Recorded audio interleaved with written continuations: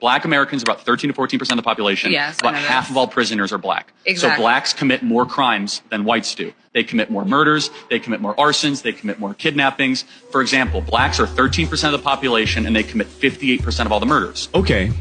Let's talk about it. These are obviously racist claims, but I will respond to them as if Charlie Kirk were a reasonable person. Black Americans are about 13 to 14% of the population. Yes, about half of all prisoners are black. Wrong. Just 38% of America's prison population is black. That's according to the U.S. government. But it makes you wonder why Charlie feels the need to add an additional 12% to the black prison population. Could it be because his bigoted talking points only work if he exaggerates them? If Charlie were actually looking for the race that makes up half the prison population in the U.S., he'd look no further than white people at 57%. Exactly. So blacks commit more crimes than whites do. Wrong. The word "so" is doing a lot of heavy lifting in that sentence. So blacks commit more crimes. He's saying "so" as in therefore, as in one could conclude, but Charlie knows he's lying. Even if he hadn't just lied about the black prison population, Charlie is smart enough to know that correlation does not equal causation, but he's hoping that you don't know that. So he deploys the word "so" to make you think he's coming to an obvious conclusion. So blacks Instead, he's making an illogical, racist leap. Charlie knows that we don't have usable data about who commits crimes. It's impossible to have that data since so many crimes go both unreported and or unsolved. Charlie knows that we only have data about arrests and convictions. I'll come back to that data in a moment. What's painfully obvious is that Charlie Kirk isn't interested in understanding the statistics he so carelessly misquotes. He's interested in making bad faith arguments. Something that becomes even more obvious in his next point. blacks are 13% of the population and they commit 58% of all the murders. Wrong again, and